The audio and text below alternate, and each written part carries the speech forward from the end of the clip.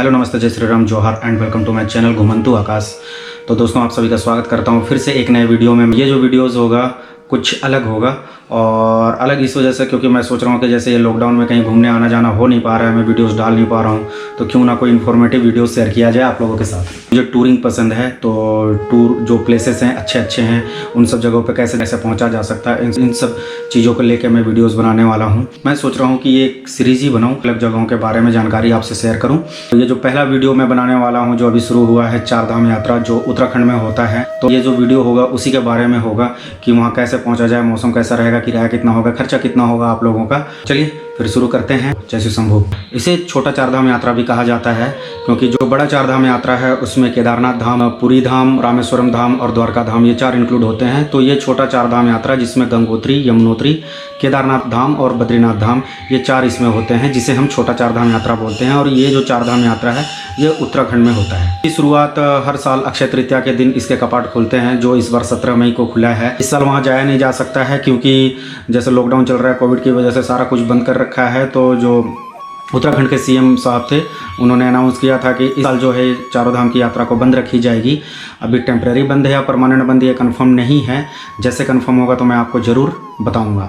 जो ये चार धाम यात्रा है हर साल मई के महीने में शुरू होता है या अप्रैल एंड में शुरू होता है, जब भी अक्षय तृतीया लगती है हिंदू कैलेंडर के अनुसार। पूजा अर्चना के साथ कपाट खुलते हैं और उसके बाद शुरुआत होती है। ये 6-7 महीने की जो यात्रा है वो, तो ये हर साल मई महीने या अक्षय तृतीया अप्रैल लास्ट महीने से शुरू होकर नवंबर लास्ट दीपावली की जो आखिरी पूजा होती है उस कपाट बंद होते हैं तब तक चलती है। तो जो प्रॉपर 6-7 महीने का ये यात्रा होता है। इसमें पहला धाम होता है गंगोत्री धाम, यमुनोत्री धाम, केदारनाथ धाम और बद्रीनाथ धाम।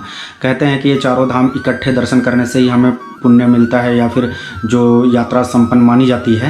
ये मैं इन्फॉर्मेशन आपको देने जा रहा हूँ। ये आपको जैसे अगर लॉकडाउन ओपन होता है या अगले साल या जब भी ये कोविड वगैरह खत्म होता है और प्रॉपर जब चार धाम यात्रा चलेगा, तो वो आपको बहुत ज़्यादा फायदेमंद होगा। यहाँ पे दर्शन के लिए जाने का सबसे अच्छा महीना मई जून है। यहाँ का मौसम जो है हमेशा बदलता ही रहता है एक तरह से। जैसे मई में शुरू होता है तो मई जून तक आपको मॉडरेट टेम्परेचर मिलेगा। वहाँ पे कम से कम 60 डिग्री से लेकर 20-22 डिग्री तक का टेम्परेचर। वहाँ पे बीच में कभी कभार बारिश हो जाती है, क्योंकि ऊंचा क्षेत्र होने की वजह से वहाँ पे संघनन या कंडेंसेशन बादलों का ज़्यादा होता है, तो बारिश बीच बीच में पड़ती रहती है। और उसके बाद जब जून लास्ट से लेकर जुलाई अगस्त, ये जो है सावन का महीना होता है, और सावन के महीने में जैसे आपको पता है कि बारिश बहुत होती है। और उसके बाद जो अगस्त का लास्ट है, उसके बाद सितंबर अक्टूबर तक मौसम काफ़ी अच्छा रहता है। टेम्परेचर जो है आपको 5 डिग्री से लेकर 20 डिग्री के आसपास तक मिलेगा। हल्की फुल्की बारिश आपको देखने मिल जाएगा और मौसम ठंडा रहता है। तो अक्टूबर लास्ट से लेकर जो नवंबर आखिरी दिवाली की पूजा होती है उसमें ठंड बढ़ जाती है। टेम्परेचर जो है 2 डिग्री से लेकर 60 डिग्री 10 डिग्री तक हो सकता है, और ठंड रात को ज़्यादा बढ़ जाने की वजह से हो सकता है कि आपको क्या पता बर्फबारी भी देखने को मिल जाए। ये जो चार धाम यात्रा है हम अपने बाइक से, अपने कार से, ट्रैवल एजेंसी के थ्रू ट्रैवलर बुक करके या बस से कर सकते हैं। सारी जो यात्रा है इसकी जानकारी मैं हरिद्वार को बेस पॉइंट मानते हुए आपसे शेयर करूंगा। भारत से भी हरिद्वार पहुंचा जा सकता है। वो रेल मार्ग के थ्रू अच्छी तरीके से पूरे भारत से जुड़ा हुआ है। अगर आप दिल्ली तक बाय एयर आते हो और उसके बाद आप ट्रेन या बस से आप हरिद्वार भी जा सकते हैं।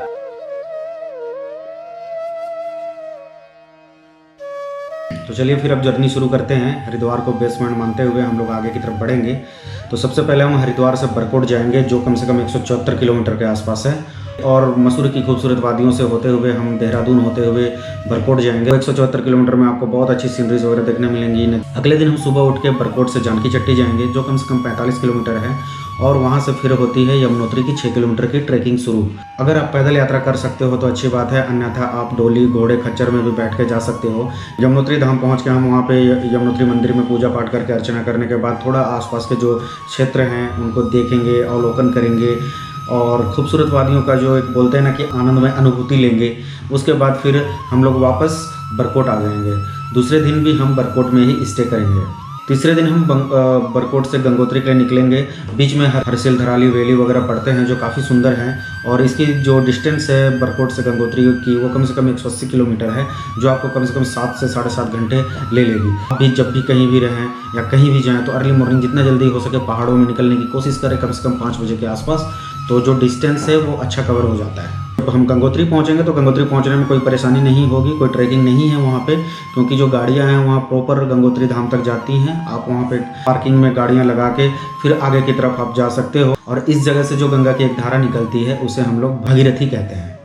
गंगोत्री से आप नेक्स्ट डे केदारनाथ धाम की तरफ जाएंगे और उस दिन हम गंगोत्री से श्रीनगर तक का दूरी तय करेंगे, जो कम से कम 238 किलोमीटर के आसपास है। तो पहाड़ों में टाइम हमेशा ज़्यादा लगता है, डिस्टेंस हमें कम दिखाई देता है कि ये बस इतना ही डिस्टेंस है, लेकिन वहाँ हमेशा टाइम जो है ज़्यादा लगता है। तो आप बेटर है कि अर्ली मॉर्निंग निकले हमेशा। दिन हम श्रीनगर में ही स्टे करेंगे, फिर 5वें दिन हम श्रीनगर से सोनप्रयाग के लिए निकलेंगे। तो जो सोनप्रयाग है श्रीनगर से 103 किलोमीटर के आसपास है, 4 साढ़े 4 घंटे के आसपास आपको लगेंगे 103 किलोमीटर कवर करने में। आप अगर चाहो तो सोनप्रयाग पहुंच के उस दिन अपना सामान वगैरह छोड़ के केदारनाथ की ट्रैकिंग भी शुरू कर सकते हो। अदरवाइज़ मेरी बात अगर आप लोग मानना चाहो तो मैं तो बोलूँगा कि सोनप्रयाग पहुंचने के बाद सारा सामान छोड़ने के बाद नहा धो के आप सोनप्रयाग से 8 किलोमीटर दूर एक त्रियोगी नारायण मंदिर है, त्रियोगी नारायण गाँव है। वहाँ पे जो मंदिर है, कहा जाता है वहाँ पे भगवान शिव और माता पार्वती की विवाह वही उसी गांव में हुई थी।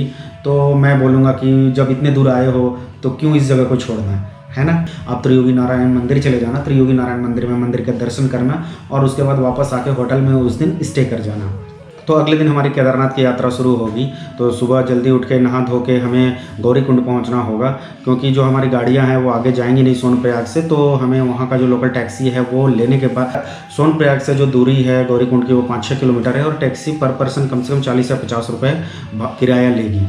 तो जब आप गौरीकुंड पहुंच जाओगे तो वहाँ से जो प्रॉपर केदारनाथ की जो ट्रैकिंग है, यात्रा है, वो वहाँ से शुरू होती है। तो ये जो केदारनाथ की ट्रैकिंग है वो 16 से लेकर 18 किलोमीटर की ट्रैकिंग है। आपको अगर परेशानी है तो आप घोड़े, कच्छर, डोली इसके थ्रू भी आप जो है ये ट्रैकिंग कर सकते हो। और अगर आपको ज़्यादा परेशानी जैसे बुजुर्ग हैं तो फाटा करके एक जगह है, वहाँ से हेलीकॉप्टर सर्विस होता है जो केदारनाथ धाम के दर्शन करा के फिर वापस फाटा में आपको ड्रॉप करती है। तो केदारनाथ की जो यात्रा है वो काफ़ी सुखमय है, काफ़ी सुंदर है। जब आप केदारनाथ पहुंचोगे तो आपको सच में लगेगा कि मैं कहीं स्वर्ग में आ गया हूँ। तो जब हम सोनप्रयाग से आगे बद्रीनाथ की यात्रा के लिए निकलेंगे तो सोनप्रयाग से हम अगले दिन जोशीमठ तक जाएंगे।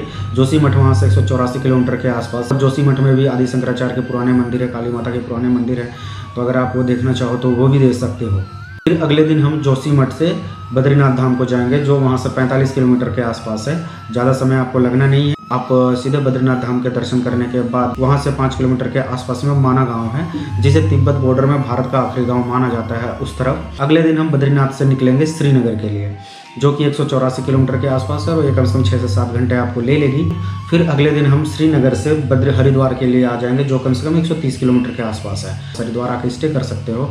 आप अपने बेस पॉइंट में पहुंच जाते हो हरिद्वार में, उसके बाद आप अपने घर की जर्नी जो है अपने हिसाब से आप कर सकते हो। अब मैं आपको बताऊंगा प्रॉपर खर्चा।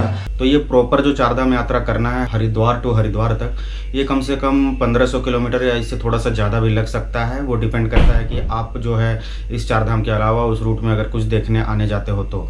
अगर हम बाइक से जाते हैं और अपने बाइक का जो माइलेज है वो कम से कम 35 किलोमीटर पर लीटर के हिसाब से हम मानते हैं तो, और अभी जो पेट्रोल का रेट है वो 92 to 95 है, तो मैक्सिमम 95 अगर हम मान के चलते हैं तो कम से कम हमारा 4100 रुपये के आसपास का पेट्रोल लगेगा। और जैसे कि हम सुबह निकलेंगे तो नाश्ता, ब्रेकफास्ट, रात का डिनर और स्टे, तो ये एक दिन का अगर हम मान के चलें तो कम से कम 1500 रुपये मान के चलते हैं। 10 दिन की जर्नी और 1500 पर दिन का, तो ये 15,000 के लगभग और 4000 का पेट्रोल, तो 20,000 रुपये मैक्सिमम आप बाइक से अगर जाते हो तो मानो।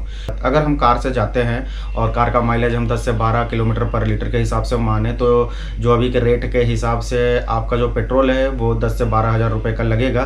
तो ये 10 दिन की जर्नी जो स्टे करना और खाना वो पर दिन के हिसाब से हम फिर 1500 रुपये मानते हैं, तो हमारा वो 15,000, तो 15 और 10 22,000 के आसपास आपका कार से खर्चा आ जाएगा। जैसे पहली बार आ रहे हैं उस रूट में या फिर आपके साथ बच्चे हैं, बूढ़े बुजुर्ग हैं, तो आप ट्रैवल एजेंसी ही बुक करना। और ट्रैवल एजेंसी में पर पर्सन का जो खर्चा है वो 17 से 22,000 रुपये में आता है, जिसमें आपको स्टेइंग और फूडिंग सारा कुछ उसमें इंक्लूडेड रहेगा। और चौथा, जब आप अगर पब्लिक ट्रांसपोर्ट यूज़ करते हो, जैसे वाया बस जाते हो हरिद्वार से, तो जो बसेस हैं वो लिमिटेड हैं, जो सुबह निकलती हैं शाम को पहुंचती हैं। फिर आपकी अगले दिन की यात्रा शुरू होगी। बस का किराया जो है केदारनाथ से बद्रीनाथ 400 या 500 रुपये के ही आसपास है। इस हिसाब से आप अपनी यात्रा पूरी कर सकते हो। तो मैं ये मनोकामना करूंगा कि आप जब भी चारधाम यात्रा के लिए जाएं बहुत अच्छे से घूम के आएँ और आपकी पूजा अर्चना पूरी हो और आपको भगवान ऐसे ही कृपा बनाए रखे। भगवान पे तो आपकी कृपा बनी ही रहेगी, मेरे ऊपर भी बनी रहेगी। आप मेरे ऊपर और मेरे चैनल के ऊपर आप लोग भी कृपा दिखाएं। लाइक करें, शेयर करें, सब्सक्राइब करें और ऐसे ही वीडियोस आपको मिलते रहेंगे। प्रॉपर गंगोत्री, यमुनोत्री, केदारनाथ और बद्रीनाथ है, इसका सेपरेट मैं वीडियोस बनाऊंगा। तब तक आप सेफ रहें, घर में रहें, सुरक्षित रहें। बाय बाय, टेक केयर, नमस्कार, जय हिंद।